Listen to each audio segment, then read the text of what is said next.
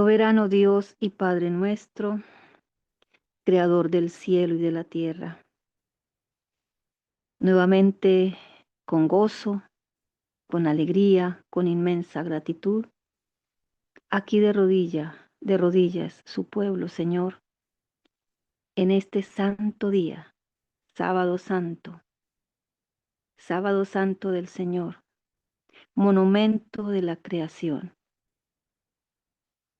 Nos disponemos a iniciar el estudio en este día, continuando con el libro de Esther y anhelando, Padre Celestial, que siempre sea su Santo Espíritu guiándonos, concediéndonos discernimiento, entendimiento profundo de su palabra, anhelando siempre que sus santos ángeles estén alrededor de cada uno de nosotros, de nuestros seres queridos, de las personas que acompañan a nuestros hermanos. Gracias, bondadoso Señor, expresamos siempre porque al concedernos la vida, al extendernos tiempo de gracia, nos permite nuevamente estar reunidos en este santo día. Gracias, bondadoso Señor, expresamos siempre también porque este canal, durante los años que ha estado en esta labor de levantar la voz y de denunciar, como lo pide el Señor en su palabra, la apostasía, el pecado de su pueblo, dice el Señor. Durante estos años nos ha permitido también reunirnos, estudiar, fortaleciéndose en nuestra fe, permitiendo que esas lámparas vayan llenándose de aceite y haya siempre un remanente, un aceite extra, Señor. Ayúdanos, Padre bendito, para que esa sea nuestra preocupación diaria, además de compartir con las personas con las cuales el Señor nos pone a diario en contacto. Gracias, bondadoso Dios, por los hermanos que han ido a diferentes lugares en su obra misionera y han dejado una semilla sembradita, Señor. Rogamos que por su divino poder, por la obra de su Espíritu Santo, esas semillas germinen para gloria y honra de su santo nombre. Bondadoso Señor, muchas gracias, porque a través de todo lo que el Señor nos ha permitido conocer, entender e irnos preparando, hemos podido llevar verdades a personas que desconocían absolutamente estas u en otras personas que tenían su mente llena de errores, llena del vino de Babilonia.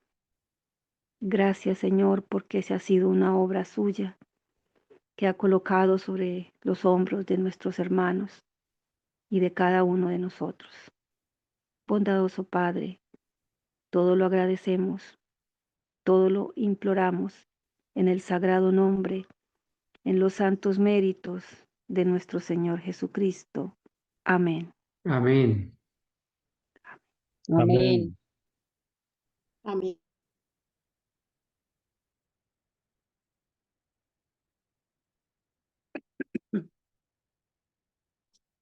Bueno, mis queridos hermanos, un feliz santo sábado para todos.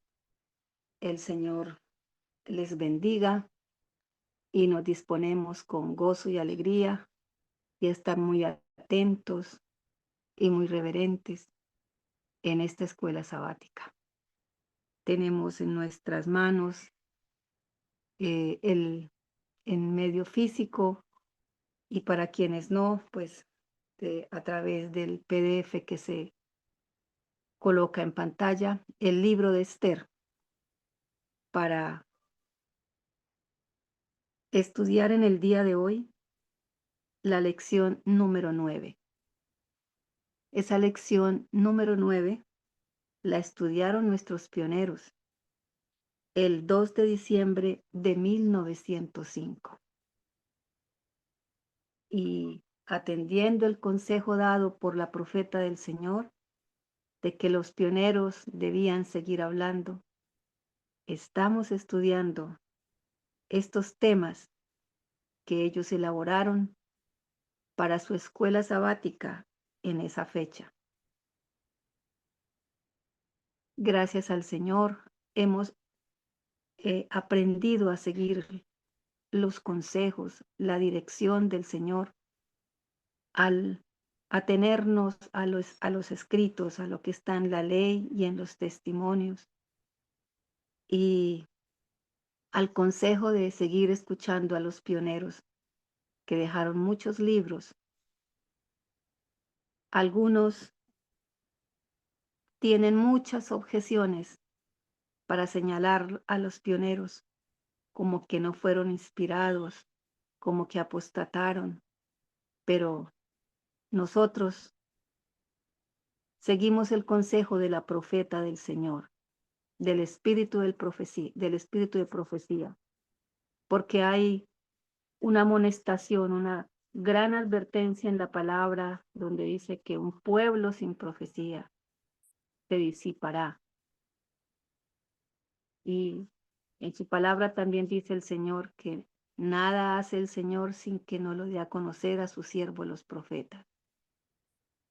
Por eso estamos estudiando este libro de Esther, siguiendo lo escrito en la palabra del Señor y siguiendo el trabajo que nuestros pioneros hicieron en aquella oportunidad. Desde que, hermanos, sintámonos todos bienvenidos a esta escuela sabática. Entonces vamos a la lección número 9, que tiene el título de La crisis. Es decir, hemos llegado en este momento a una parte culminante, ¿no?, de este libro, en donde empezamos a ver desde el inicio de este libro, sin darnos cuenta, empezamos a ver la providencia divina, Dios actuando siempre, porque en la lección anterior, que tuvo como título La providencia de Dios, entendimos que Dios no es solamente el creador. Dios sigue sosteniendo, gobernando y dirigiendo todas las cosas en el universo. Y lo hace porque Él tiene sus perfectos propósitos. Así es de que Dios es el que gobierna la historia humana. Aunque a veces no pareciera, Dios siempre está gobernando la historia humana. Entonces vamos, hermanos, con la invitación siempre de estar atentos para participar en la lectura de los textos bíblicos, en aportar a las respuestas que se nos pide en cada pregunta. Entonces vamos a la primera pregunta, que nos dice que Amán en su vergüenza olvidó algo. Entonces la pregunta es, ¿qué es lo que se le olvidó a Amán? Recordemos, ubiquémonos que ya Esther, dirigida por el Señor, había realizado un banquete. Y desde el primer momento en que Esther se le presenta al rey Asuero, él siempre le ha pedido que le exponga cuál es su petición, pero que hasta el momento ella no lo ha hecho. Lo hizo cuando se le presentó allá en el patio real, ni lo hizo cuando hizo el primer banquete. Ahora ya está en los preparativos, digamos, de ese segundo banquete, pero entre el primer y segundo banquete se eh, se presentan eventos que los vamos a estudiar hoy. Entonces, como sucedió algo entre el primer y segundo banquete, dice, en su vergüenza ¿qué había olvidado Amán? ¿Quién vino por él? Entonces vamos a leer Esther, capítulo 6, versículo 14. Esther, capítulo 6, versículo 14.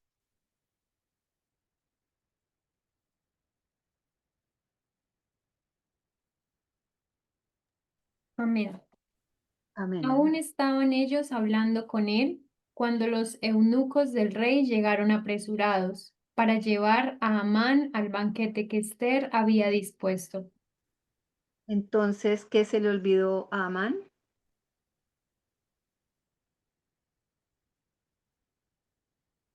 Se le olvidó en su vergüenza. Ahorita vamos a ver por qué, cuál es su vergüenza y por qué su vergüenza. Se le ha olvidado que estaba invitado a un segundo banquete. Y entonces los eunucos del rey llegaron apresurados a llevarlo a ese banquete. ¿Quién lo acompañó al banquete? Esther 7, versículo 1. ¿Quién acompaña a Amán a ese banquete?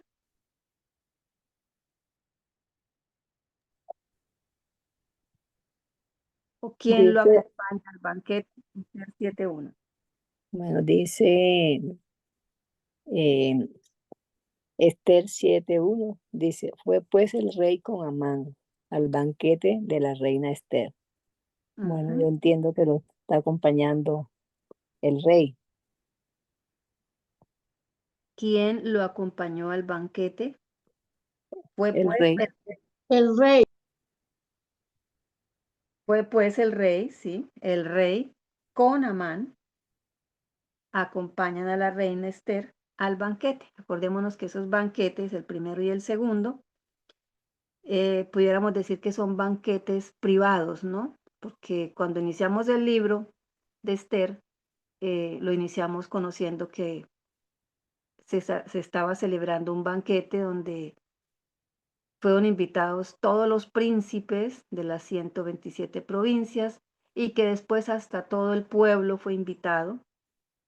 Pero aquí es un banquete privado, donde está solamente el rey, la reina y Amán.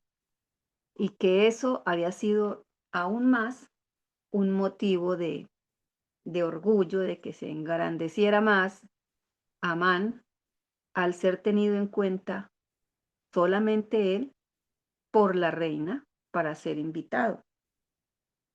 Si la pregunta se refiere a que quién lo acompañó en el sentido de que fue llevado, pues ya miramos que fue llevado por los eunucos. La tercera, ¿qué petición hizo nuevamente el rey a Esther? Y vamos al verso 2 del capítulo 7.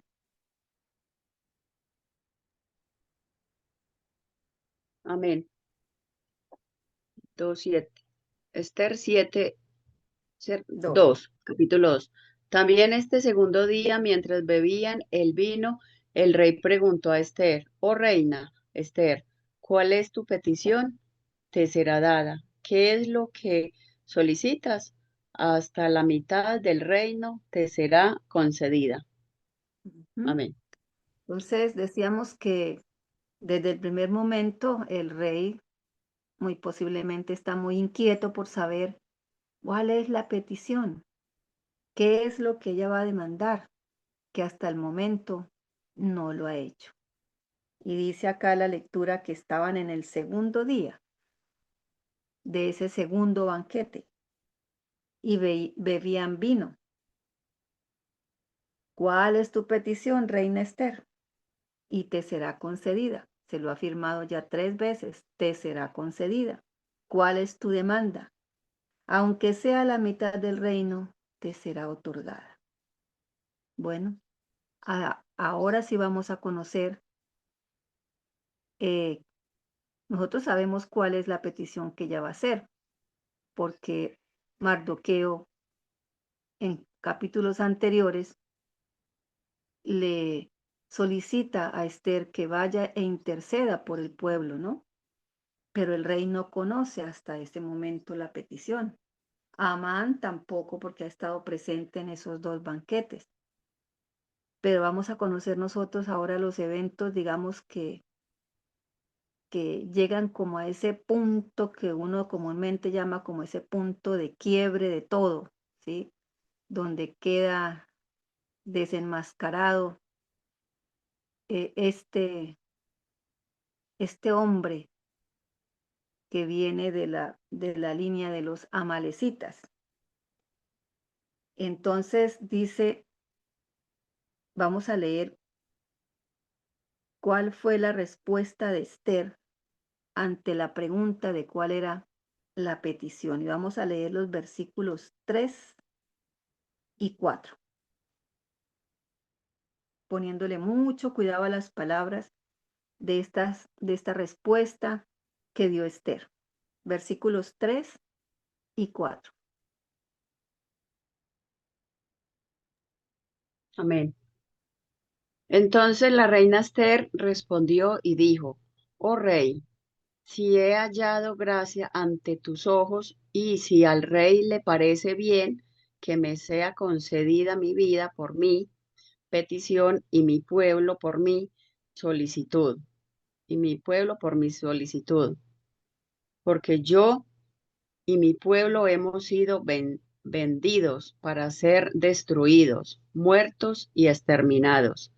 Si hubiéramos sido vencidos para ser esclavos y esclavas, yo habría callado, pues tal desgracia no justificaría la molestia al rey.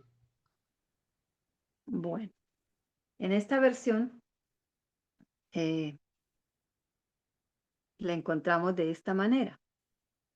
En el versículo 3 vemos nosotros que ella, al utilizar siempre las palabras que ha venido utilizando cuando se dirige al rey, si he hallado gracia en tus ojos, y si al rey le place, es decir, si al rey le parece, si es la decisión del rey, séame dada mi vida.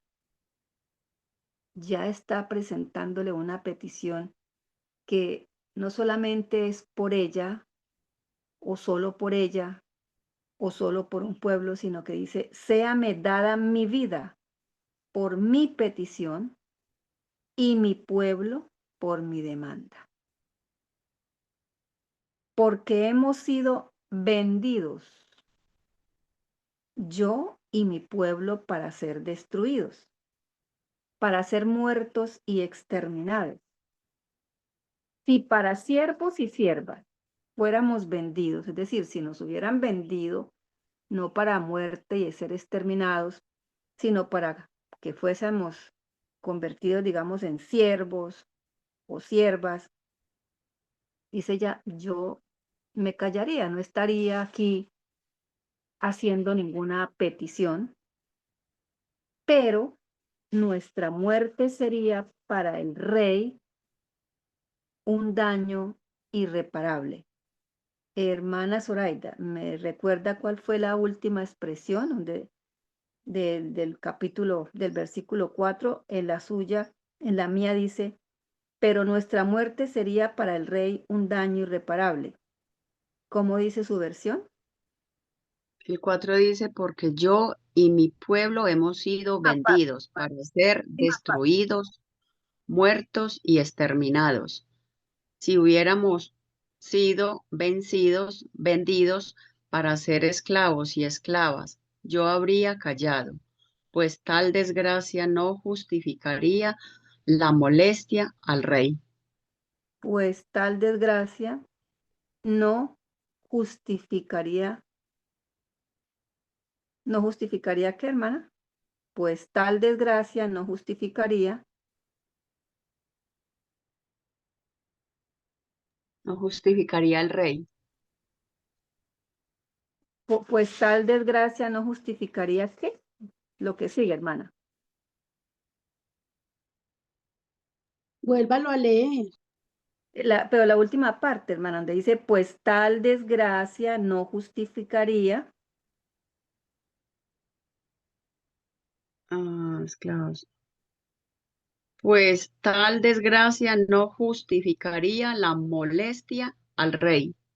Al rey. Entonces vamos, hermanos, a mirar las palabras utilizadas por la reina Esther. Ella le dice que la petición es por la vida de ella y por la vida de su pueblo, porque hemos sido vendidos. Al utilizar la palabra vendidos, ¿qué información le está transmitiendo al rey? Le ofrecieron dinero por ellos. Eso indica que hubo, ¿qué, hermana Mónica? ¿Una qué? Un canje Un canje o como decimos en o un términos, negocio. exacto, un negocio o en términos económicos, una transacción, ¿no? Yo le compro, usted me da algo, una transacción económica, un intercambio. Hubo un precio que se pagó. Nos acordamos cuál fue el ofrecimiento que le hizo Amán al rey, lo que él ofrecía por ese negocio, por esa transacción económica. ¿Se acuerdan cuánto fue lo que él ofreció? Él le ofreció 10,000 talentos, ¿sí? Y nuevamente recordemos que era un talento. Un talento no era una medida especial, como decimos acá nosotros, cada país que tiene una medida, ¿cierto? De una moneda específica. El talento era una medida que se utilizaba para hacer transacciones de metales preciosos como la plata y el oro, ¿sí? Y un talento tiene más o menos una equivalencia aproximada de 34 kilogramos de plata, ¿sí? Y él ofrecía 10,000 talentos. O sea que si llevamos esos 10,000 talentos, conociendo la equivalencia de un talento que es 34 kilogramos de plata, él ofreció más o menos de 39 a 66 millones de dólares. Y si lo lleváramos a pesos colombianos, sería más o menos entre 156 y 264,000 millones, ¿sí? Y es una suma, para la época, una suma inmensa, ¿cierto? Con esa suma se estaba comprando el favor de un rey. Pero, ¿qué le agrega Esther? Dice, fuimos vendidos para ser exterminados, para ser destruidos. Pero si esa transacción se hubiera hecho para ser siervos o siervas, eh, ella hubiera callado. Hubieran sido siervos o siervas del reino. Ellos no eran siervos ni siervas del reino. Ellos eran personas que habían decidido quedarse ahí, que no se habían ido cuando los demás se dirigieron a Jerusalén, y eran, como todos los judíos, personas muy prósperas, tendrían sus negocios, sus industrias, personas que vivían pacíficamente en el reino, que cumplían como todo ciudadano debe cumplir en un país, con sus obligaciones. Eh, pero ella dice, ¿no? Si fuera para siervos y siervas, pues me callaría. Pero nuestra muerte, le dice ella al rey, sería para el rey un daño irreparable. Y en la versión de la hermana dice, pues tal desgracia no justifica la molestia al rey. No sé si algún hermano tiene otra versión de esta última parte del versículo 4.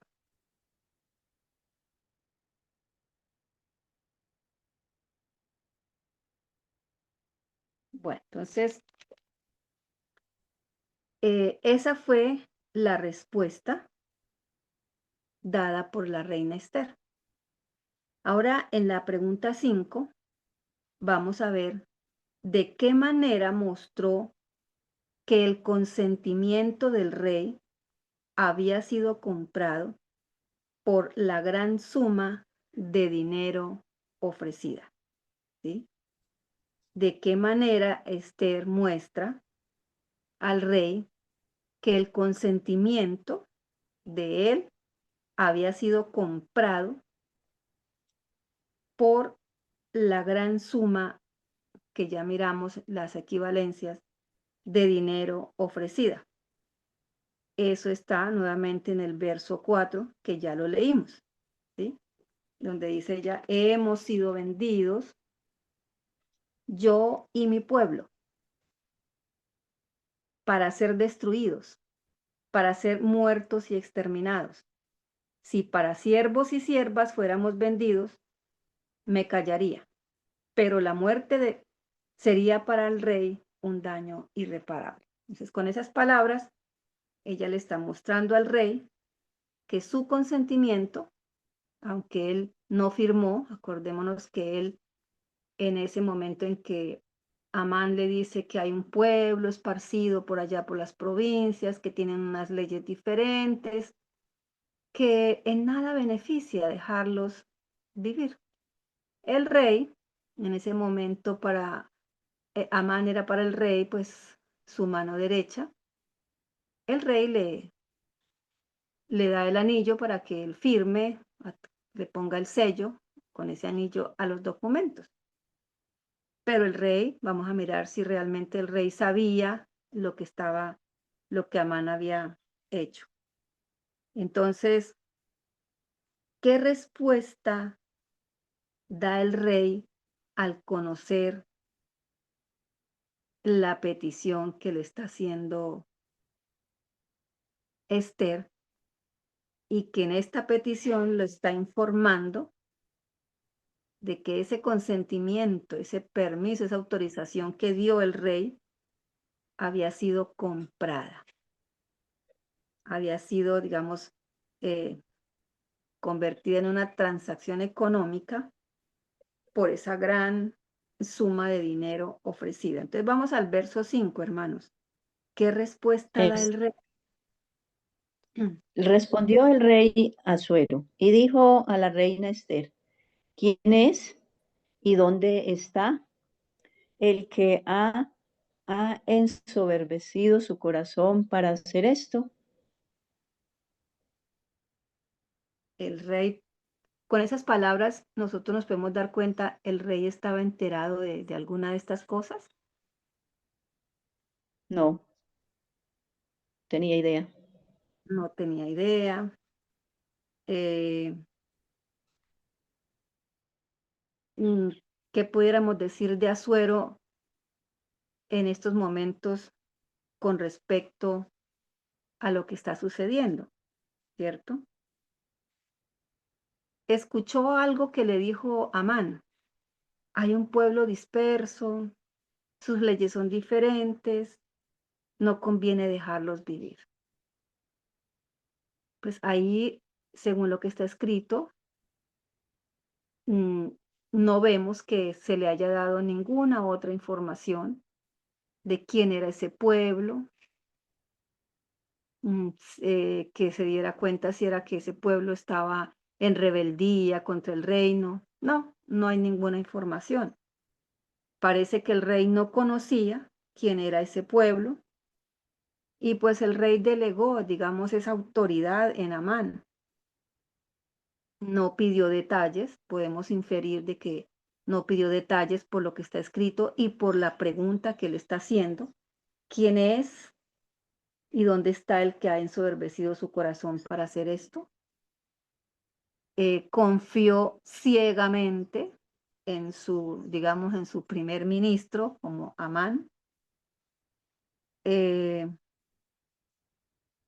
Pudiéramos decir, como se dice ahora, cuando uno escucha situaciones parecidas, cuando alguien delega funciones y no se preocupa por conocer quién es esa persona a quien le está delegando funciones y funciones, digamos, importantísimas que van a poner el nombre, eh, la autoridad moral y todo lo demás de una persona, en este caso del rey Asuero, ¿cierto? Pudiéramos decir si hubo negligencia por parte del rey Asuero, hermanos, ¿qué dicen ustedes? ¿Hubo negligencia de parte de él como rey? El rey Asuero lo Mm, que hizo fue confiar ciegamente en Amán, ¿sí? Porque era su mano derecha, su hombre de confianza y tenía un cargo pues importante y fue como, digamos, como negligente. engañado, por así decirlo, por Mm, engañado y también él que depositó su confianza enteramente en él y no preguntó, bueno, ¿y quién es ese pueblo? ¿Y qué están haciendo de malo? Y bueno, básicamente confió mucho en él, confió mm, demasiado en Amán. sí.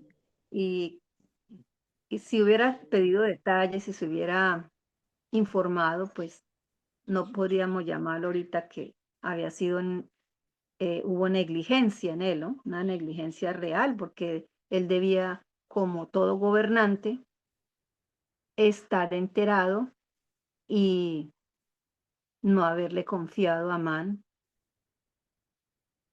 Él no conocía realmente quién era Amán, lo que había en el corazón de este hombre súper orgulloso, lleno de esa avaricia, digamos, de hacer mal, de odio, porque pues era un hombre riquísimo, ¿no? También.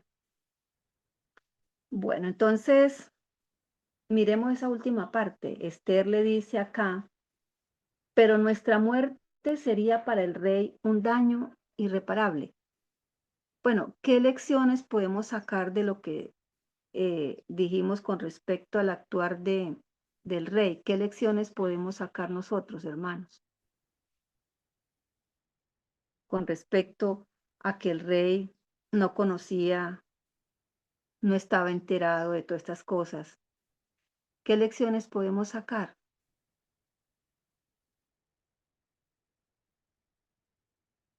Hermana Genis, Sí, hermano Carlos.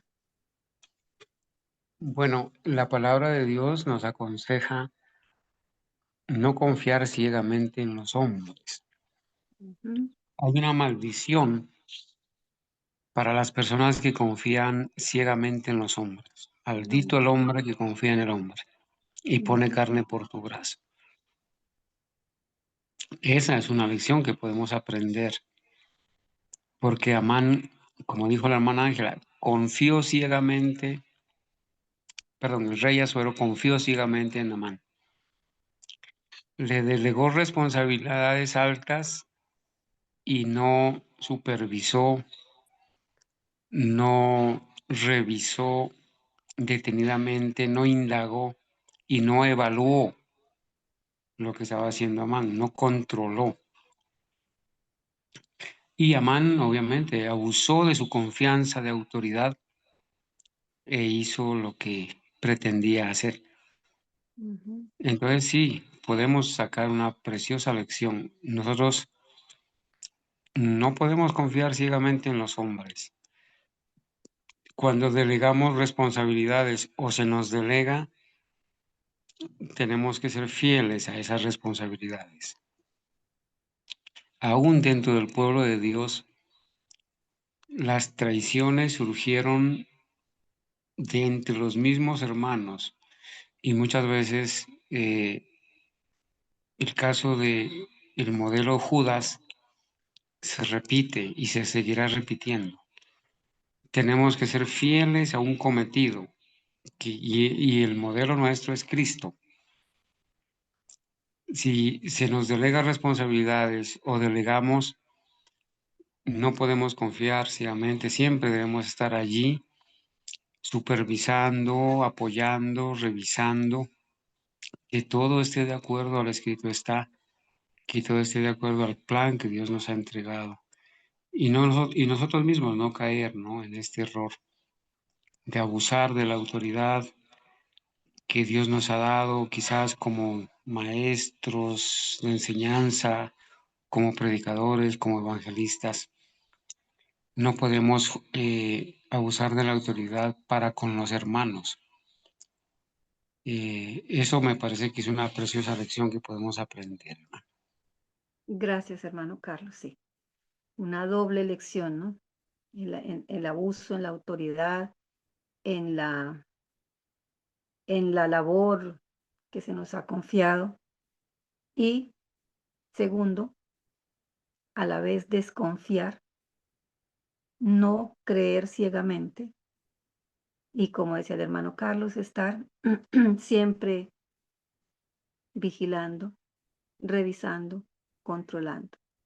A veces nosotros los seres humanos no entendemos esto y no nos gusta a veces, ¿cierto?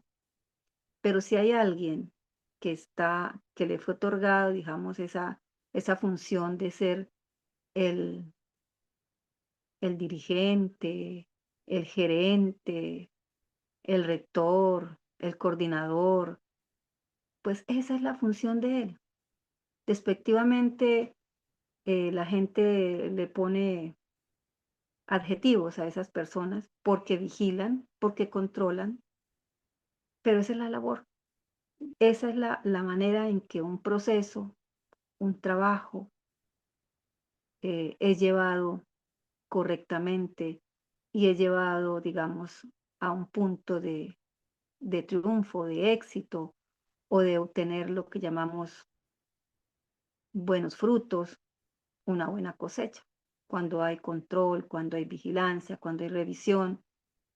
Y pues no solamente digamos, el dirigente, el líder, el coordinador, el rector, si es en un colegio, el gerente en cualquier empresa, el presidente, si hablamos de naciones.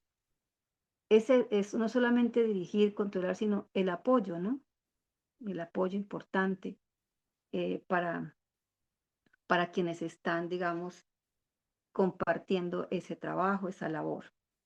Bueno, entonces miremos esa última parte del versículo 4, donde dice acá, pero nuestra muerte sería para el rey un daño irreparable.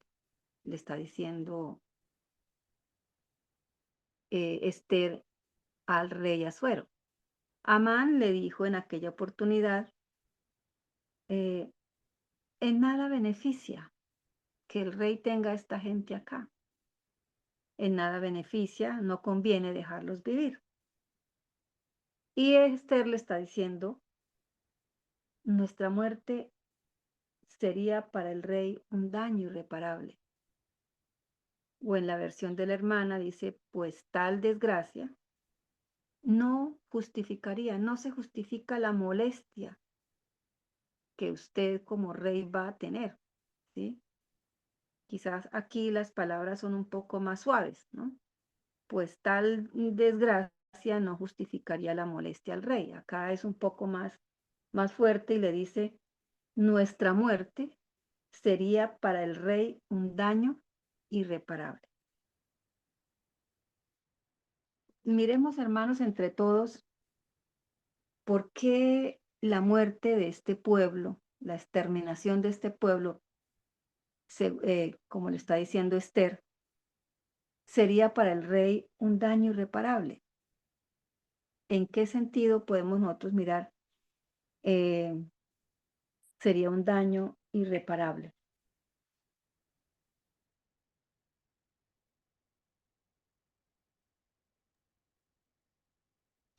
Hermana Argenis, Señora, diga, hermanita. bueno, yo aquí comentando con Lunita, se nos ocurre que la reina Esther comentó que sería un daño irreparable porque al eliminar al pueblo de Mardoqueo, y Mardoqueo ellos eran, se puede decir, un remanente, un pueblo justo, que había justos entre ellos. Y dice la Biblia que Dios no manda calamidades a las naciones por lo tengo entendido, lo tenemos entendido así, por los justos que viven en ellos, o cuando el,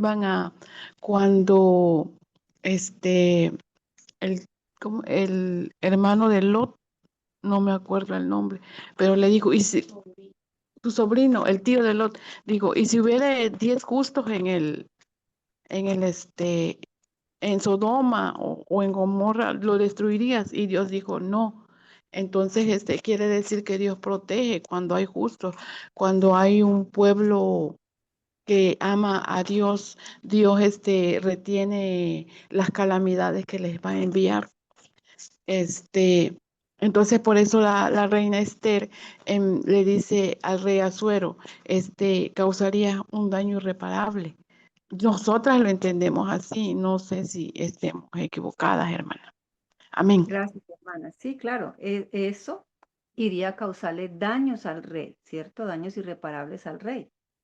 Y pues ella con esas palabras, pues indirectamente, usando el Señor a Esther, le está evitando ese daño irreparable. Recordemos allá en Esther 3:15, cuando los correos salieron prontamente para que fueran llevados digamos, los escritos de ese decreto, de ese edicto, a todas las 127 provincias, porque Amán tenía mucha premura de que eso se fuera conociendo y llegara a todas las provincias, dice, y el rey y Amán se sentaron a beber, pero la ciudad de Susa estaba conmovida. En la ciudad de Susa vivían también, como en todas las provincias, los judíos estaban repartidos. No toda la ciudad de Susa era habitada por judíos. Habían judíos en medio de los persas, de medos y persas que habían en el reino. ¿Por qué estaría conmovida la ciudad de Susa? Imaginémonos, llegó el decreto a Susa, como llegó a cada una de las 127 provincias, se leyó ese decreto y la ciudad estuvo conmovida. Quién sabe, no nos dice la escritura, pero muy seguramente sucedía también en las 127 provincias que se enteraron, que conocían a los judíos que vivían entre ellos y se hayan conmovido igual que sucedió en la ciudad de Susa. ¿Por qué estaría conmovida la capital, Susa?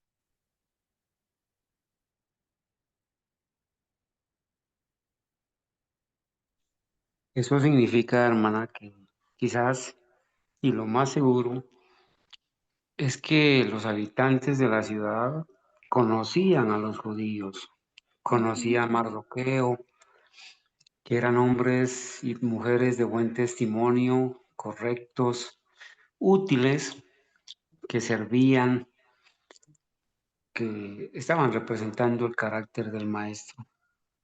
Y lo más seguro es que las personas que llegaron a conocer de esto estaban quizás conmovidas y tristes porque pensaron en que si los mataban, los iban a matar injustamente, ¿no? Eran apreciados estos hombres y mujeres porque eran hombres fieles, consagrados, de buen testimonio. Eran apreciados por la sociedad y seguramente eso los tenía conmovidos. Así es, hermano Carlos, así es. Y pues en el decreto no iba la razón por la cual se les pedía que en determinada fecha iban a ser exterminados. Eso no decir, la gente no sabía, se preguntaba, bueno, ¿y por qué? ¿Qué han hecho? ¿Qué ha sucedido?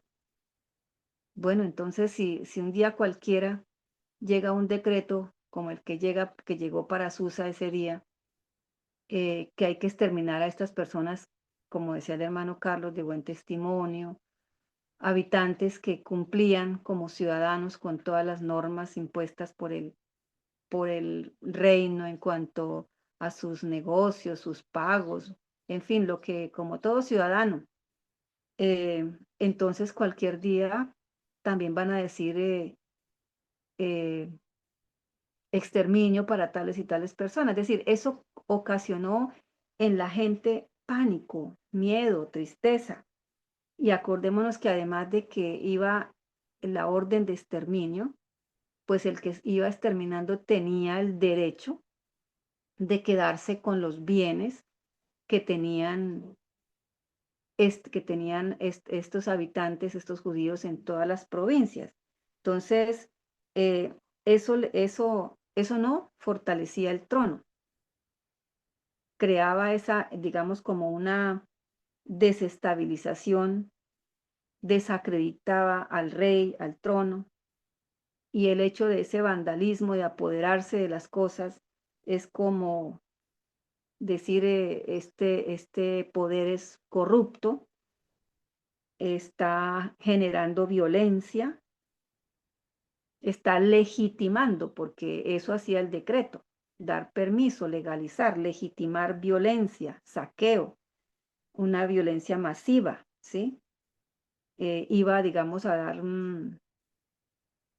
rienda suelta a venganzas, porque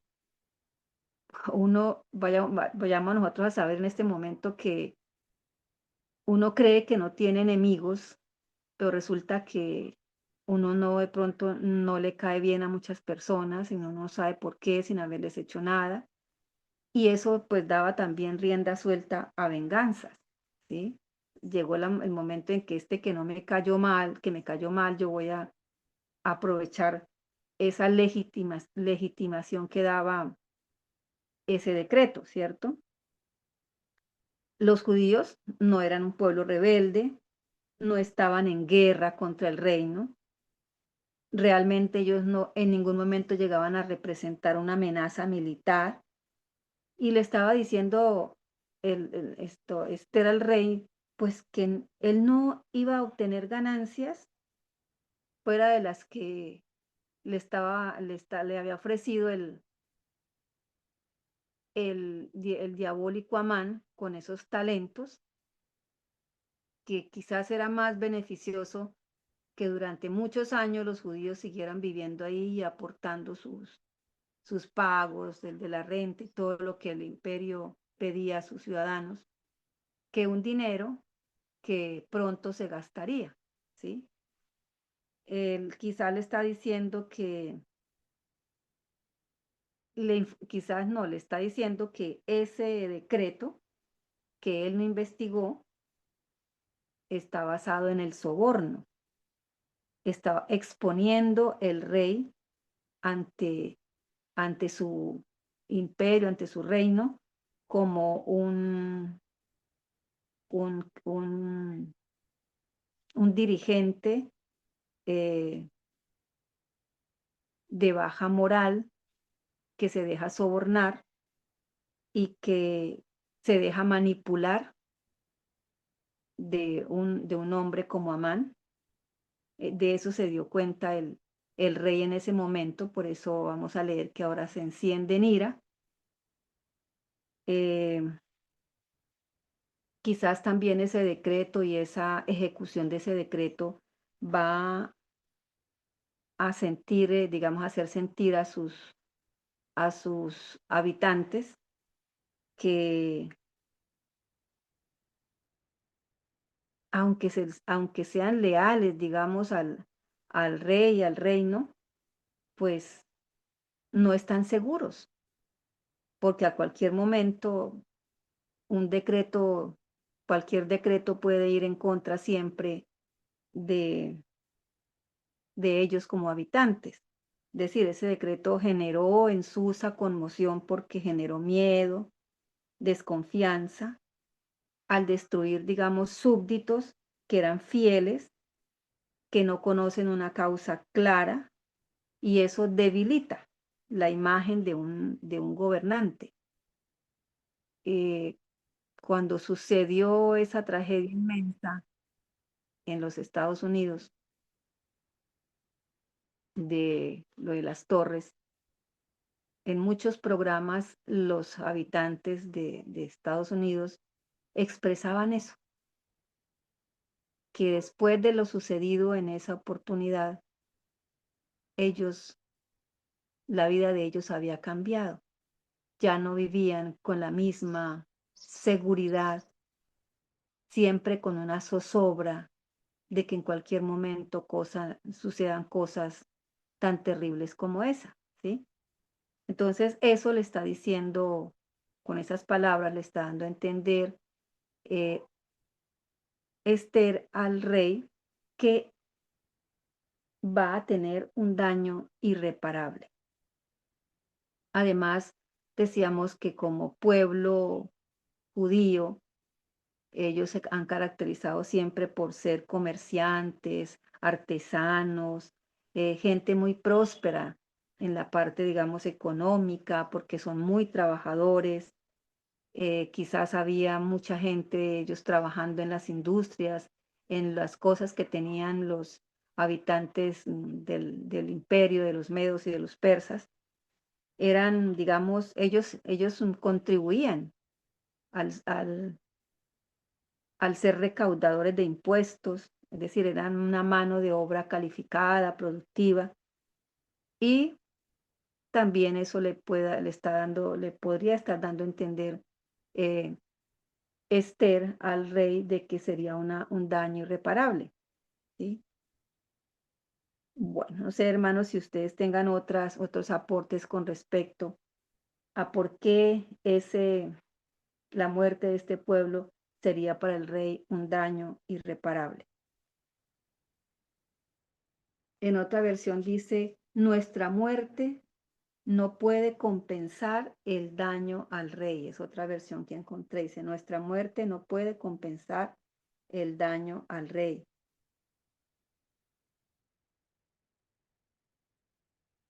Bueno, entonces, si no hay algo Hermana más, Argenis, sí, yo hermana diría Ángel. también que el rey se vería afectado con la muerte también de la reina Esther, Ah, porque claro. ella La era la reina. Mm. Ujú, listo. Bueno, entonces, mm, la pregunta 7 dice, ¿qué acusación presentó Esther? Verso 6.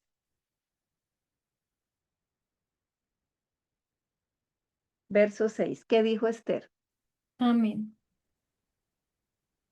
Esther dijo, el enemigo y adversario es este malvado Amán. Entonces se turbó Amán delante del rey y de la reina. Ujú. Después de que el rey Asuero pregunta, ¿quién es y dónde está el que ha ensoberbecido su corazón para hacer esto? Y Esther dijo, el enemigo y adversario es este malvado Amán. Entonces se turbó Amán delante del rey y de la reina. Podemos imaginar la escena, cómo palidecería este hombre, qué temblor pasaría por su cuerpo al ser desenmascarado, al ser descubierto su plan. La pregunta 8 dice, ¿fue más fácil acusar a Amán en el segundo banquete que en el primero? ¿Por qué? Busquemos razones por qué fue más fácil acusar a Amán en el segundo banquete. Acordámonos que estamos ya en el segundo banquete, lo que está sucediendo, los eventos que estamos conociendo se están sucediendo en el segundo banquete. ¿Por qué fue más fácil acusarlo en el segundo que en el primero? Ahí podríamos hacer una comparación, ¿no? En medio de los dos banquetes, el rey no conocía lo que estaba pasando. Se había ignorado quién En medio de estos dos banquetes, hasta el momento el rey no sabe quién en un momento determinado le había salvado la vida cuando 2 eunucos estaban planeando ponerle mano al rey, que eso ya lo leímos atrás. En medio de estos dos banquetes no se había hecho nada con la persona que había denunciado ese complot contra el rey. En medio de estos dos banquetes, Amán había hecho ya un plan y había hecho construir la horca en medio de estos dos banquetes. En el primer banquete, Amán, digamos, seguía, digamos, en esa cúspide, contando con el favor del rey. En ese primer banquete, él era, digamos, el primer ministro, el hombre de confianza del rey. El rey no conocía la verdadera intención de Amán en ese decreto que le fue, digamos, mencionado que se haría para ese pueblo que estaba esparcido, pero no conocía quién era su pueblo, ni cuál era la intención de Amán. ¿Qué pasa en el segundo banquete? ¿Cómo llega Amán al segundo banquete? Totalmente diferente a cómo llegó en el primero, ¿no?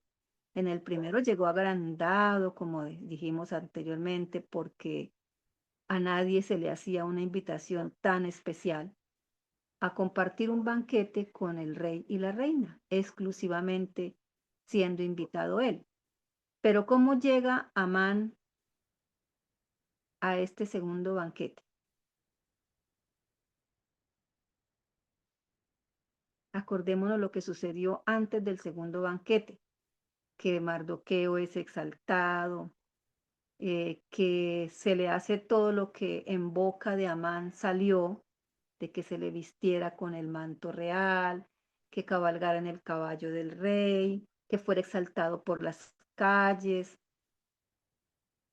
Y eso causó en ese orgulloso corazón de Amán el sentirse humillado. Entonces, ¿cómo llega Amán al segundo banquete?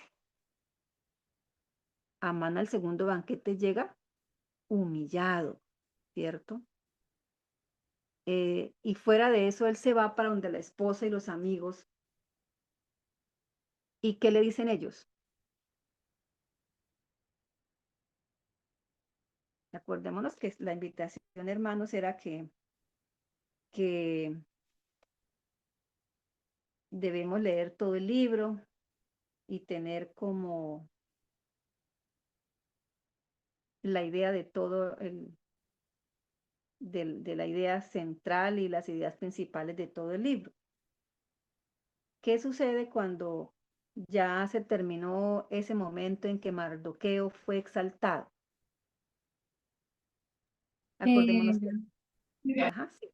Adelante. Hermana, pues el Amán regresa a su casa y le cuenta a bueno, a su mujer, ¿sí? Lo que había acontecido y también le cuenta a sus amigos y la mujer de Amán, Ceres, le dice que si la descendencia de los judíos, si de la descendencia de los judíos es Mardoqueo, delante de quien has comenzado a caer, no lo vencerás, sino que caerás, por cierto, delante de él. Entonces, pues Amán estaba en el segundo banquete turbado, ¿no? Porque él tenía planes y él quería estar en el lugar en el que había sido puesto Mardoqueo. Entonces llegó humillado, pero con las palabras de su querida esposa, como lo acabo de leer Laura, que ella le dice, si de la descendencia de los judíos es ese Mardoqueo, le está diciendo, si Mardoqueo es judío, delante de quien has comenzado a caer, se lo aseguró, no le dijo posiblemente, haga el esfuerzo, haga algo para no ser vencido, no, le dijo, no lo vencerás, sino que caerás por cierto delante de él. Eso lo estudiamos hace 8 días. Y dijimos que con esas palabras nos estaba diciendo que Ceres conocía la profecía o el mandato del Señor para ese pueblo amalecita. Y ya tenemos claro quién es Amán.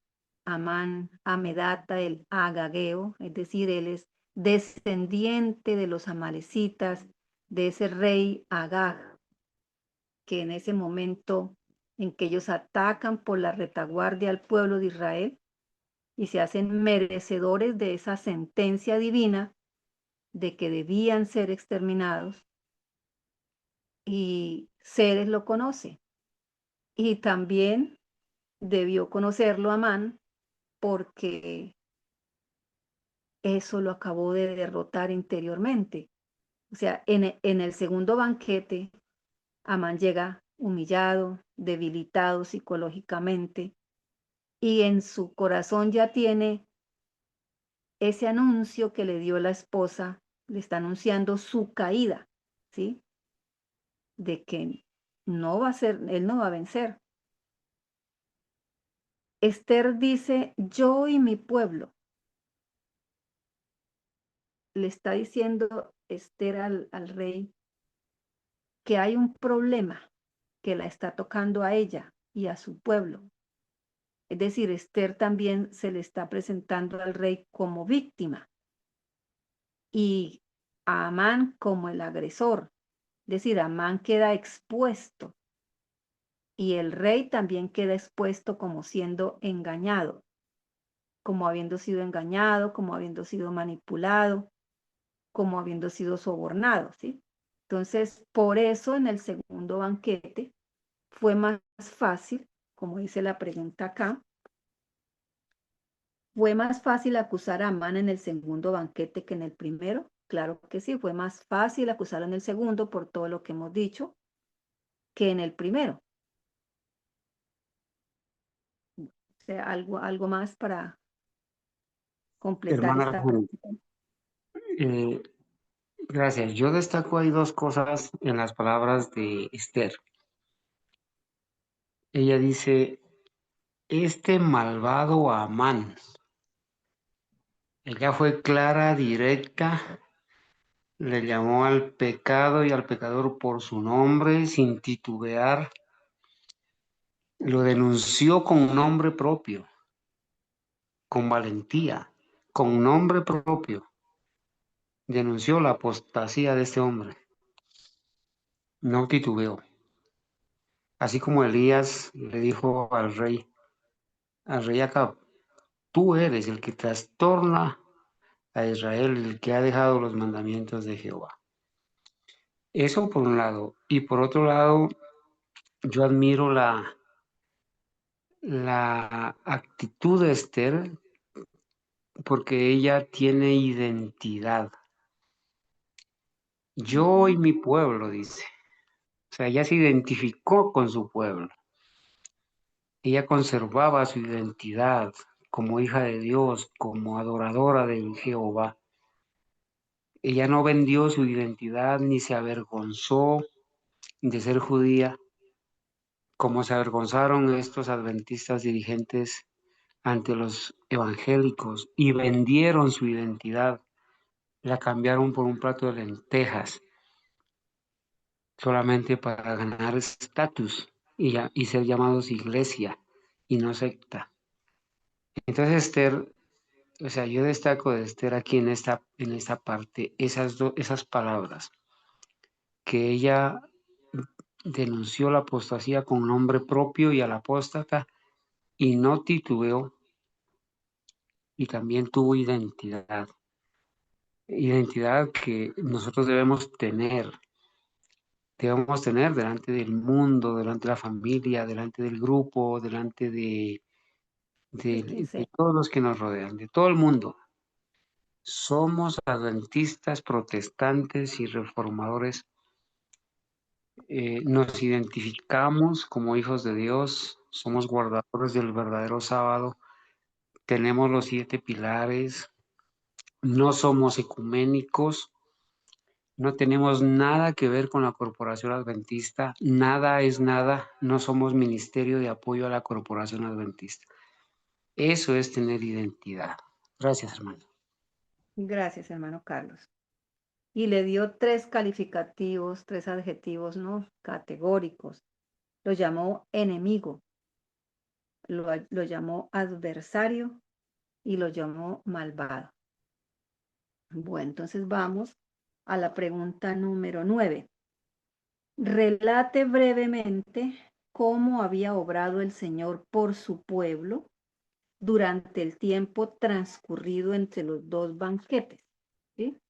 Entre los 2 banquetes vamos a leer en el capítulo 6 del 1 al 11, y voy a leerlo acá porque ya el tiempo nos está corriendo. Dice, en aquella misma noche se le fue el sueño al rey y dijo que le trajesen el libro de las memorias y crónicas y que las leyesen en su presencia. Entonces hallaron escrito que Mardoqueo había denunciado el complot de Bigtán y Teres, 2 eunucos del rey de la guardia de la puerta, que habían procurado poner mano en el rey Asuero. Y dijo el rey, ¿qué honra o qué distinción se hizo a Mardoqueo por esto? Y respondieron, los servidores del rey, sus oficiales, nada se ha hecho con él. Entonces dijo el rey, ¿quién está en el patio? Esto es, digamos, como la madrugada, ¿no? Porque él está con insomnio. Y Amán había venido al patio exterior de la casa real para hablarle al rey para que hiciese colgar a Mardoqueo en la horca que él tenía preparada. Es decir, Amán no esperó ni siquiera que amaneciera. Amán llegó en la madrugada para estar allá muy puntual y poder ser atendido por el rey. El rey preguntó quién está en el patio y ellos le dijeron quién estaba allá. Era Amán, y acá nos está diciendo que está allá para hablar con el rey para hacer colgar a Mardoqueo en la horca que él tenía preparada. Y los servidores del rey le respondieron, he aquí Amán está en el patio. Y el rey dijo que entre. Entró pues Amán y el rey le dijo, ¿qué se hará al hombre cuya honra desea el rey? Y dijo Amán en su corazón, ¿a quién deseará el rey honrar más que a mí? Y respondió Amán al rey, para el varón cuya honra desea el rey, traigan el vestido real del que el rey se viste y el caballo en que el rey cabalga y la corona real que está puesta en su cabeza. Y den el vestido y el caballo en mano de alguno de los príncipes más nobles, de los más destacados, porque él pensaba que quien iba a ser vestido era él, alguno de los príncipes más nobles del rey, y vistan a aquel varón cuya honra desea el rey, y llévenlo en el caballo por la plaza de la ciudad, y pregonen delante de él, diciendo, así se hará al varón cuya honra desea el rey. Entonces el rey dijo a Amán, date prisa, toma el vestido y el caballo, como tú has dicho, y hazlo así con el judío Mardoqueo, que se sienta a la puerta real. No omitas nada de todo lo que has dicho. Y Amán tomó el vestido y el caballo y vistió a Mardoqueo y lo condujo a caballo por la plaza de la ciudad e hizo pregonar delante de él. Así se hará al varón cuya honra desea el rey. Entonces nos dice que hagamos un relato breve, saquemos, digamos, como ideas cortas sobre cómo estaba obrando el Señor por su pueblo durante el tiempo transcurrido entre el primero y el segundo banquete. Entonces, ¿qué colocamos de primero, hermano? Que Coloquemos Dios puso en el corazón del rey inquietud referente a, pues referente a qué, bueno, el libro de las memorias y crónicas, porque él quería leer, ¿no? Había en el corazón de él inquietud referente a algo y él pidió que se le leyese este libro. Gracias, Laura. Pero antes de eso debiéramos colocar primero lo que el Señor colocó en el rey, que fue insomnio, ¿sí? Todo fue dirigido por el Señor. Entonces, lo primero es que el rey tuvo insomnio esa noche. Eso no es casualidad, eso no es, dijimos, eso es providencia divina.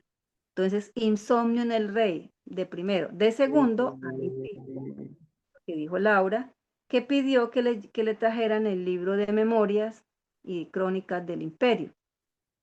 Una vez que se lo traen, vamos a la tercera, es que pide que le lean.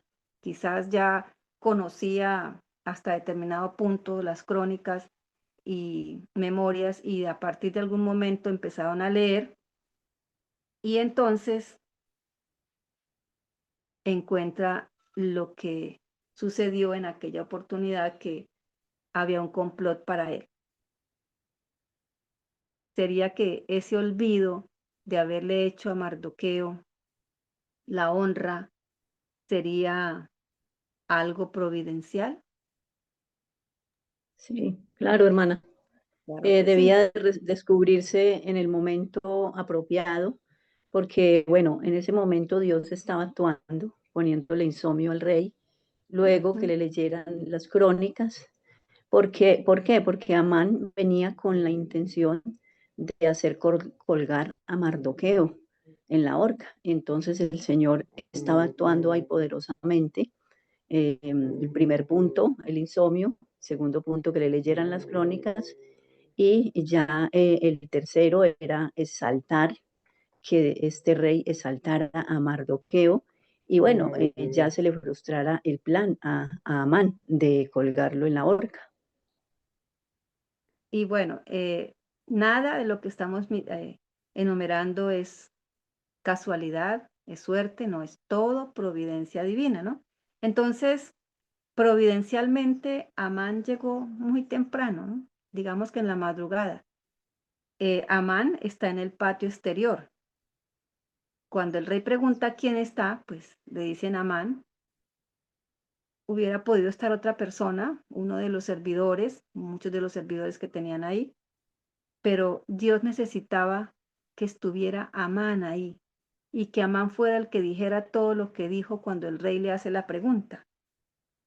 ¿Qué se le debe hacer al hombre que el rey desea honrar? Y como él cree que es a él, pues ya sabemos lo que él pide. O sea, él pide lo que más anhela su corazón lleno, inflado de orgullo. Y el Señor hace a través de todos estos eventos que, digamos, el Señor ordenó estos eventos para que fuera Amán el que lo vistiera, lo condujera en el caballo y le hiciera pregonar públicamente lo que se debía hacer. ¿Qué sucede después? Amán se va a su casa apesadumbrado y él mismo se cubre su cabeza. Ahorita vamos a conocer qué significa eso de cubrirse la cabeza. El avergonzado se cubre la cabeza. ¿Qué dirían los que compartían el trabajo ahí, todos los que estaban en ese trabajo de ser servidores del rey en la puerta del rey? Cuando Amán pasaba, entraba o salía de palacio, pues todos se arrodillaban, pero Mardoqueo no. ¿Y qué podrían haber dicho, expresado o pensado los que allí estaban ahora viendo a Amán haciéndole lo que le tocó hacer a Mardoqueo? Por eso él se fue apesadumbrado y con la cabeza cubierta. Una vez en casa, él relata todo, ¿no? Le relata a la señora todo lo que pasó, a sus amigos. Y la esposa le recuerda la profecía relativa al pueblo de Amán, a los amalecitas. A él se le olvidó cuando se dirigió a su casa humillado y con la cabeza cubierta, él se le olvidó el segundo banquete Su cabeza ya no tenía espacio para pensar en el segundo banquete y lo feliz que estaba de asistir a ese segundo banquete, sino la vergüenza y la humillación que estaba pasando. Eunucos llegan a la casa para llevarlo al segundo banquete. En ese momento Esther, la reina Esther, ya está muy segura después de lo acontecido a su primo Mardoqueo. Entonces, todos estos eventos es lo que sucedió entre el primer y segundo banquete. Y ahí vemos cómo el Señor obró durante este tiempo transcurrido entre los dos banquetes. La pregunta 10 dice, explique de qué manera había trazado planes el diablo para destruir a Mardoqueo durante ese mismo tiempo, o sea, durante el tiempo transcurrido entre el primer y segundo banquete, así como el Señor estaba obrando por su pueblo, Satanás también estaba trazando planes para destruir a Mardoqueo. ¿Qué planes trazó el enemigo? Hermanos, ¿qué planes trazó el enemigo? ¿Qué recordamos?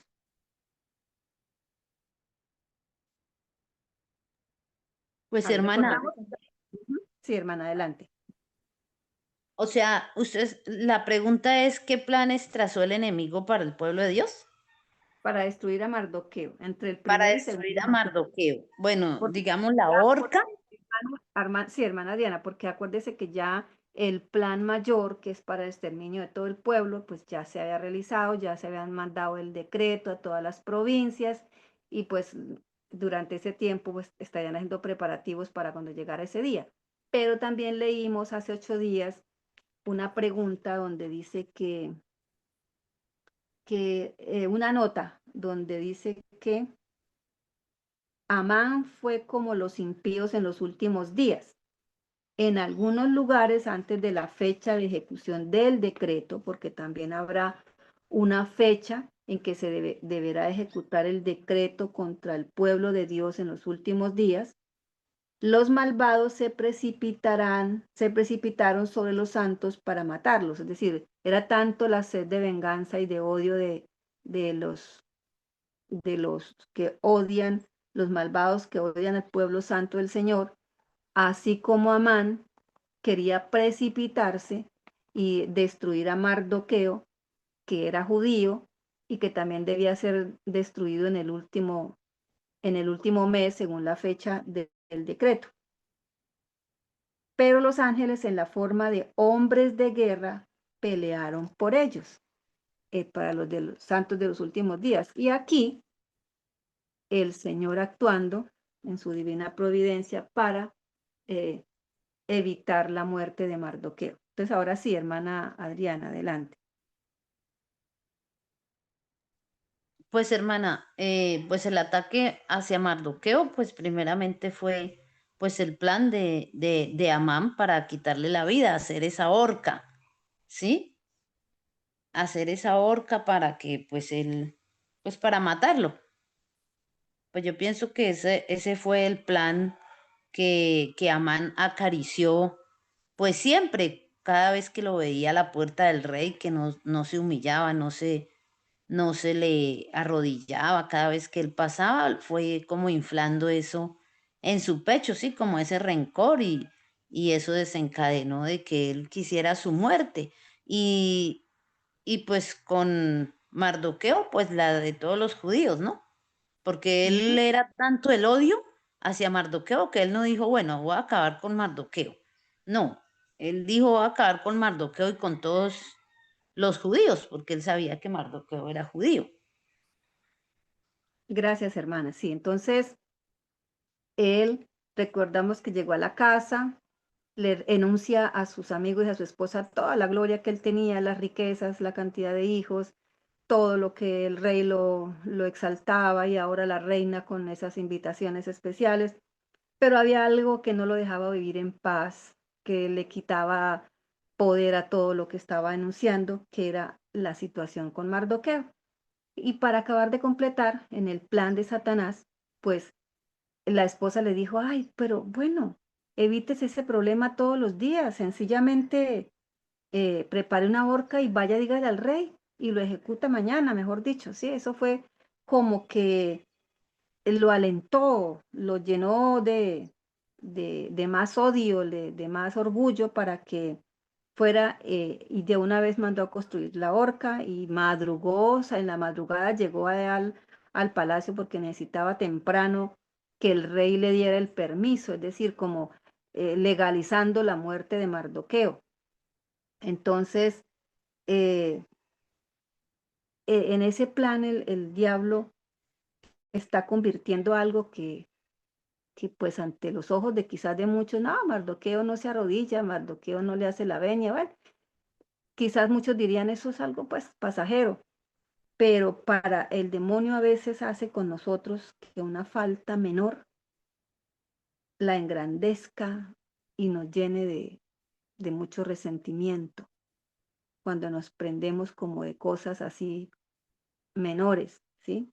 Eso es lo que el Satanás hizo con Mardoqueo, es decir, le alimentó el orgullo herido, exagera algo que quizás no tenía el tamaño que él le ve, ¿cierto? Y fuera de eso va y recibe ese consejo perverso de sus amigos y de su esposa, ¿no? Y Satanás le hace escoger un momento especial, o sea, antes del segundo banquete, para que iba al amanecer al palacio. Él quiere que él sea ejecutado antes del segundo banquete, como para que, digamos, quizás Amán conocía quién era Mardoqueo para el pueblo de judío. Muy posiblemente Mardoqueo era una persona que tenía un valor especial para su pueblo y los va a dejar, digamos, como si no hubiera una persona que pudiera interceder por ellos. Y como el demonio siempre trabaja en la oscuridad, eh, Mardoqueo va antes de que salga el sol a hablar con el rey para que eso se ejecute lo más pronto posible. Entonces, todas esas cosas las planeó el diablo para destruir a Mardoqueo. Vamos a la pregunta 11. ¿Cómo afectó al rey la acusación hecha por Esther? 7:7. Capítulo 7, versículo 7. ¿Cómo afectó al rey? ¿Qué dijo el rey, hermanos? El rey se levantó enfurecido y dejando de beber vino se fue al jardín del palacio. Y Amán se quedó de pie rogando a la reina Esther por su vida, porque vio que el mal ya estaba decidido para él de parte del rey. Entonces, el rey se levanta encendido en ira y va hacia el huerto del palacio, es decir, sale de la escena como cuando uno sale a buscar un respiro, a mirar qué decisión se toma. Y en la pregunta 12, ¿qué conducta adoptó Amán? ¿Qué hizo Amán una vez que quedó ahí con la reina Esther? Vamos a leer los versículos 8, el versículo 8, porque ya el 7 lo leímos. En el versículo 7, Amán le suplica a la reina Esther por su vida. En el 8, después el rey Después, volvió. Siga, hermana. después el rey volvió del huerto del palacio al aposento del banquete, y Amán había caído sobre el lecho en que estaba Esther. Entonces dijo el rey: ¿querrás también violar a la reina en mi propia casa? Al proferir el rey esta palabra, le cubrieron el rostro a Amán. Amán. Entonces vamos a leer la nota 1. Dice que en la antigüedad, en los países orientales, la gente se reclinaba sobre los sofás mientras cenaba. Entonces ahí estaban en un banquete y muy seguramente cada uno estaba en un sofá muy cómodo. Se reclinaba ahí y cuando Amán estaba suplicándole a la reina, cayó sobre ese sofá y en ese momento entra el rey y el rey entonces le dice, ¿querrás también violar a la reina en mi propia casa? Cuando Amán oye eso, dice, ya no hay nada que me salve de esta situación, y le cubrieron el rostro a Amán. Los que estaban ahí, los eunucos, le cubren el rostro, y ahí en la nota 2 dice, los rostros de los criminales se cubrían, y los sirvientes al cubrir el rostro de Amán pronunciaron su sentencia. Es decir, cuando ya Amán le cubren el rostro los sirvientes del rey, dice, está dicha o está ya lista mi sentencia. Él había cubierto su propia cabeza también en vergüenza por la mañana cuando terminó de hacerle, cuando se terminó de hacerle la honra a Mardoqueo. Vamos entonces a la pregunta 13. Al oír que el rey condenaba a Amán, ¿qué hicieron los siervos? Ya lo hemos leído, el versículo 8 y la nota 2. Los siervos le cubrieron el rostro. Vamos a la 14. ¿Qué sugirió el chambelán? ¿Qué sugirió el chambelán? ¿Cuál fue el mandato del rey? Chambelán, yo busqué el significado, dice que chambelán es un funcionario de rango. Chambelán digamos, un funcionario de servicio personal del rey, ¿sí? Y aquí dan el nombre de ese chambelán, que es Arbona. Entonces, ¿qué sugirió el chambelán y cuál fue el mandato del rey? Versículo 9. Alguien que nos lea el versículo 9.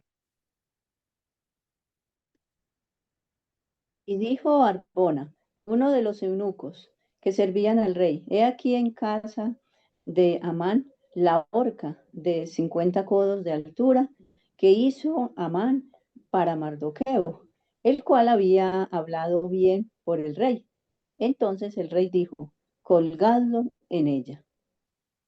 Bueno, entonces Arbona es uno de los eunucos que está ahí en la escena, y quizás Arbona fue uno de los eunucos que fue allá a la casa de Amán a traerlo para el segundo banquete.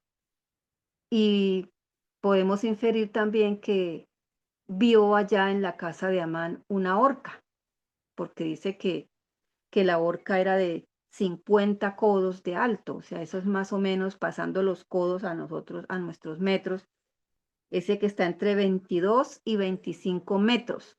O sea, era algo muy grande que se podía notar. Entonces, Arbona debió haber visto esa horca ya en la casa de Amán, y por eso le dice al rey, he aquí en casa de Amán la horca de 50 codos de altura que hizo Amán para Mardoqueo.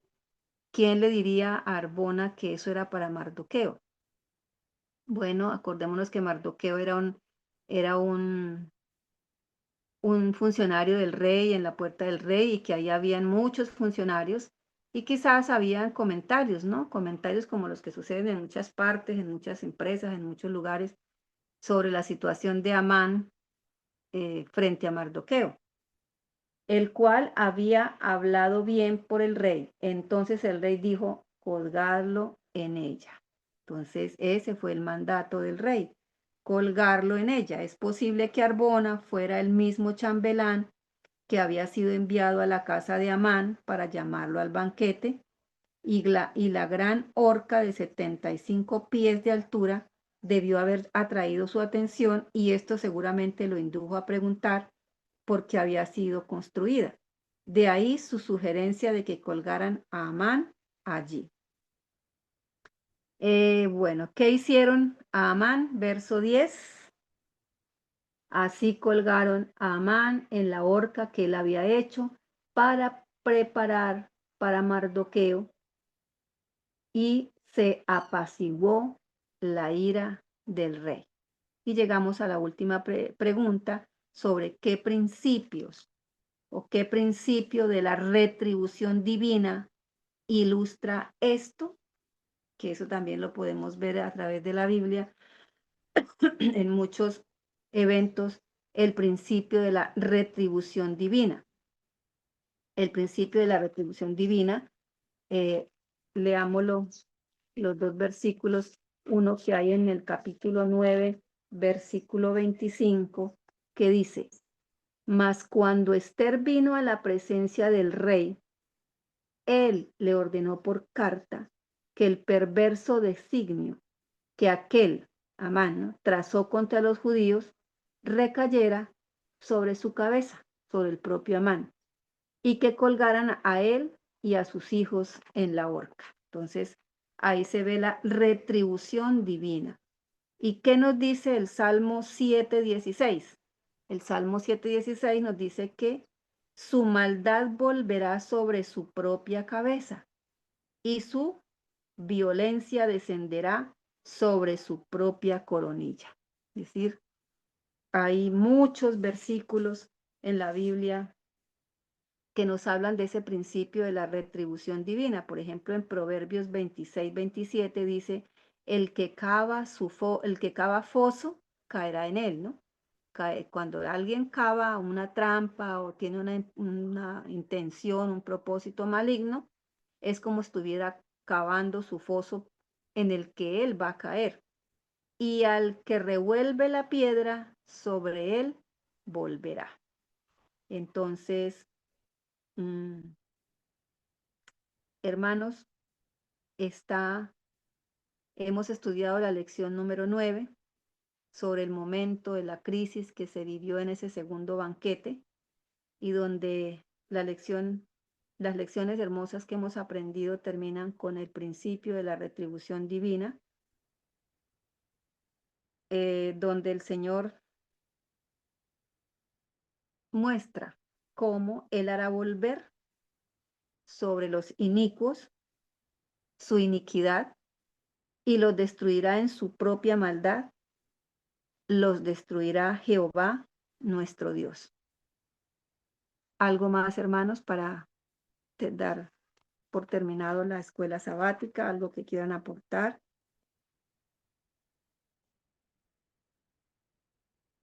Sí, hermana, bueno, todo esto se hace como la comparación de lo que en Profetas y Reyes, de lo que va a pasar, pues una similitud de lo que pasó y lo que va a pasar con el pueblo de Dios, con ese decreto de muerte, donde el Señor va a librar a su pueblo, así como libró al pueblo a los judíos, de ese decreto de muerte, y dice el relato de Patriarcas y Profetas de que muchos sintieron temor cuando escucharon este decreto, y muchos paganos se unieron a los judíos para combatir contra ese decreto, y ángeles pelearon por ellos, ángeles de Dios excelsos, dice Patriarcas y Profetas, donde pelearon por los judíos. Entonces eso mismo más o menos va a pasar en el decreto de muerte. Obviamente estamos hablando después del cierre de la gracia, donde están cayendo las plagas y el pueblo impío todos los gobiernos van a hacer un decreto, pero los impíos se apresurarán a ejecutar ese decreto sin haberse cumplido el tiempo estipulado para el decreto, lo que hizo Amán.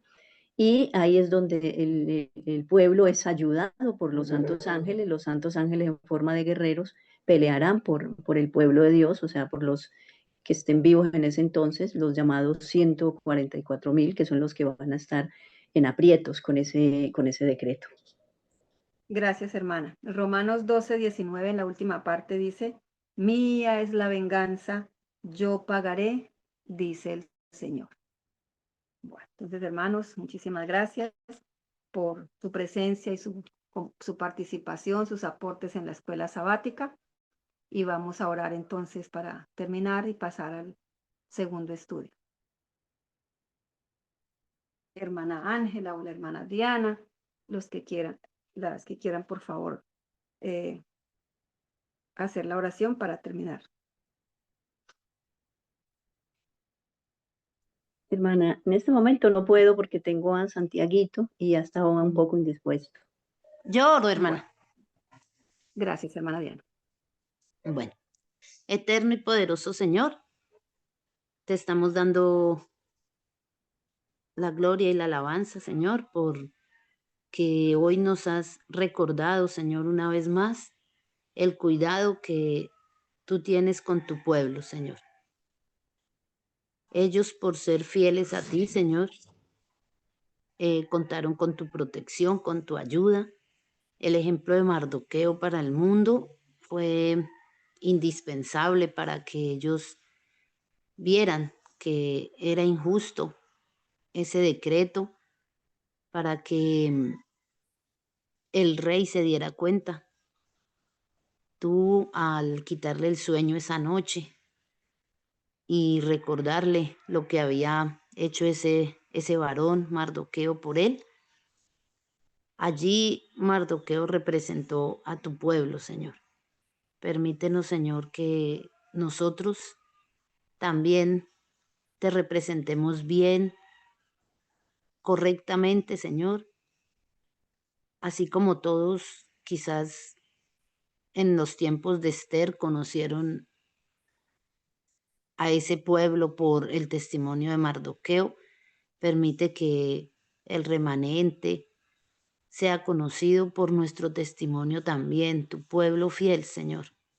Que nos coloques un distintivo, que no seamos igual a todos, Señor, que nos distingamos por no tanto por las cosas que decimos, Señor, sino por las que practicamos, por las que obedecemos fielmente, Señor. Gracias, Señor, porque todo fue un propósito en esa historia bíblica de Esther, Señor. Todo fue hecho por tu mano, Señor, colocado allí en los momentos que debía de ser. Sabemos, Señor, que esto nos relata la historia de tu pueblo en este tiempo, Señor. También como Mardoqueo tenemos un enemigo poderoso como Amán, Señor. Pero al igual que tú libraste allí a ese pueblo, Señor, lo harás con nosotros. Debemos de estar confiados, marchar, como decíamos anoche, Señor, y tú abrirás ese mar, Señor, y podremos pasar en seco y no detenernos, Señor, ante cualquier adversidad, ante cualquier decreto, como lo hizo Mardoqueo. Él tal vez rasgó sus vestiduras y se cubrió de ceniza en aflicción, Señor, pidiéndote humillado ante ti, Señor, porque tuvieras misericordia de tu pueblo. Hoy de rodillas también te clamamos, Señor, que tengas misericordia de nosotros, que nos des la valentía y la firmeza de Esther y de Mardoqueo, Señor, representando a tu pueblo. Señor, gracias por los esfuerzos de la hermana Argeni, Señor. Gracias porque estas verdades, Señor, se grabarán en nuestra mente y allí, Señor, podremos compartirlas con otras personas. Te pedimos que nos bendigas, nos guardes y nos protejas siempre, Señor. En el nombre del Señor. Amén. Amén. Amén. Amén.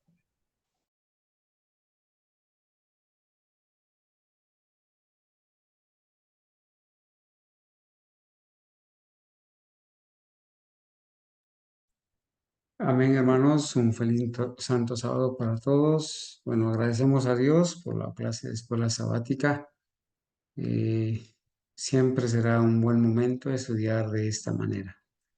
Vamos entonces, después de saludarles a todos nuestros hermanos, a disponer el espíritu para cantar una alabanza y poder iniciar con el tema de nuestra segunda parte.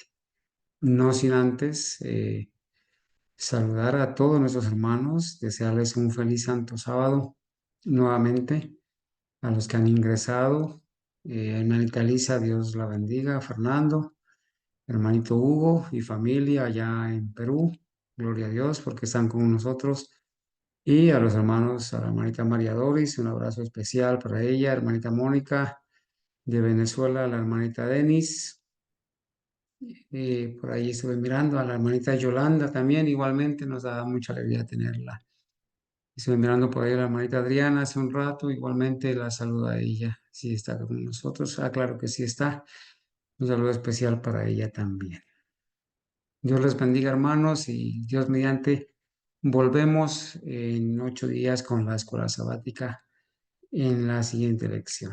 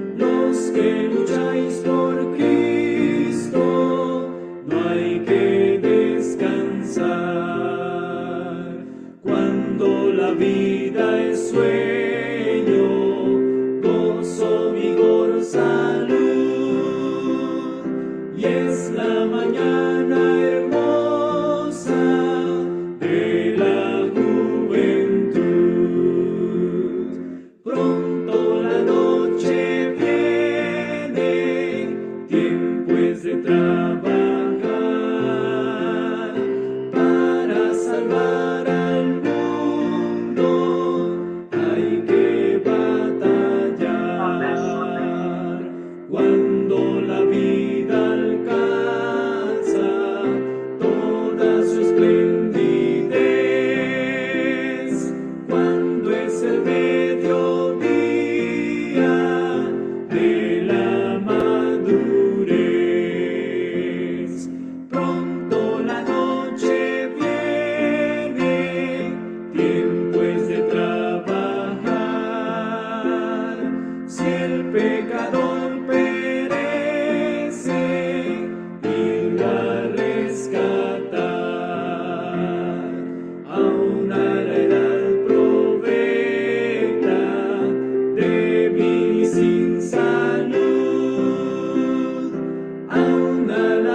misma tarde de la senectud. Pronto la noche viene, listos a trabajar, listos que a muchas almas hay que rescatar. Quien de la vida el día puede desperdiciar, viene la noche cuando nadie puede obrar.